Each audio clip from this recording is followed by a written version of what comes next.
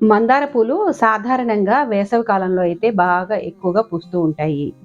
ఎండ అనేది దీనికి బాగా అవసరం. దాంతో పాటు మంచి పోషకాలను కూడా ఇస్తూ ఉండాలి. తగినంత నీరు, మంచి సాయిలు ఉంటే గనక ఎక్కువ పూలైతే పూస్తాయి. అయితే చలికాలంలో కొంత తక్కువగా ఈ మందార పూలైతే పూస్తాయి. దానికి కొంత అనుకూలంగా ఉండదనమాట ఈ వాతావరణం. అప్పుడు కూడా మన కుండీల్లో రోజు కూడా కొన్ని పూలైనా సరే మనం తీసుకోవాలంటే కొన్ని జాగ్రత్తలైతే తీసుకోవాలి. ఈరోజు మందారాలకు అలాగే మిగిలిన కూరగాయలకు చక్కగా ఉపయోగపడేటువంటి మంచి ఆర్గానిక్ ఫర్టిలైజర్స్‌ని ఈరోజు ప్రిపేర్ చేసి మొక్కలకైతే నేను ఇస్తున్నాను. ఫస్ట్ నేను ఏం తీసుకున్నానంటే మాగినటువంటి ఆవు పేడండి. దీన్ని నేను గోశాల నుంచి తెచ్చుకున్నాననమాట. వాళ్ళు బాగా మాగిన ఆవు పేడ అని చెప్పి ఇచ్చారు. నేను తెచ్చుకొని కూడా దాదాపు ఒక 3 మంత్స్ వరకు అయింది.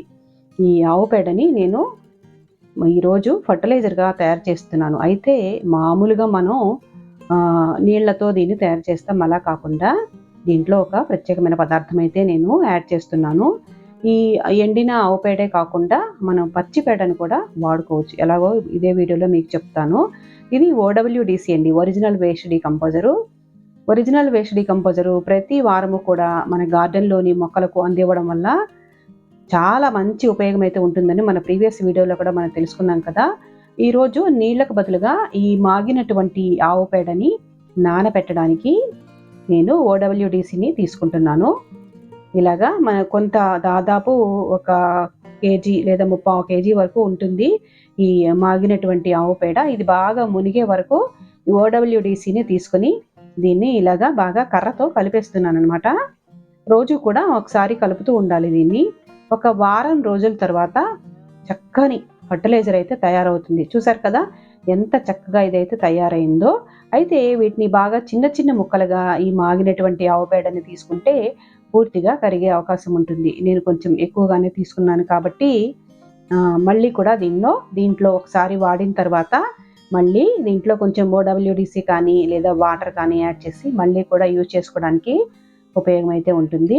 ఇప్పుడు ఇందులో నేను 1 లీటర్‌కి ఒక 5 లీటర్ల వరకు నీటిని కలుపుతున్నాను. ఎంతైతే ఈ ఆవు పేడతో ఓడబ్ల్యూడీసీని వాడి తయారు చేసినటువంటి ఆర్గానిక్ ఫర్టిలైజర్ అనేది తయారైందో దానికి 1కి 5 లీటర్ల వరకు వాటర్‌ని యాడ్ చేసి ఈరోజు మొక్కలకైతే ఇస్తున్నాను. మన గార్డెన్‌లోని అన్ని మొక్కలకు కూడా దీన్ని ఇవ్వచ్చండి.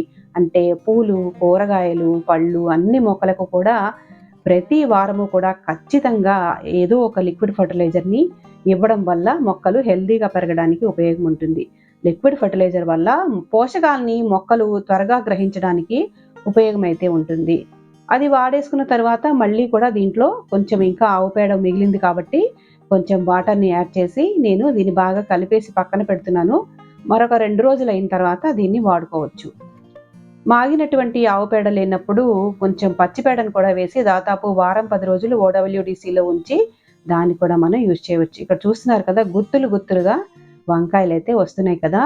ఇంత చక్కగా కాపునిస్తున్నటువంటి మొక్కలకు మంచి పోషకాల్ని గనక మనం ఇవ్వగలిగితే మొక్కలు ఇంకా హెల్తీగా పెరిగి ఎక్కువ కాపునివ్వడానికి బాగా ఉపయోగపడుతుంది. దీనికి కూడా ఈ ఆవు పేడతో తయారు చేసినటువంటి ఆర్గానిక్ లిక్విడ్ ఫర్టిలైజర్‌ని మొక్కలకైతే ఇస్తున్నాను.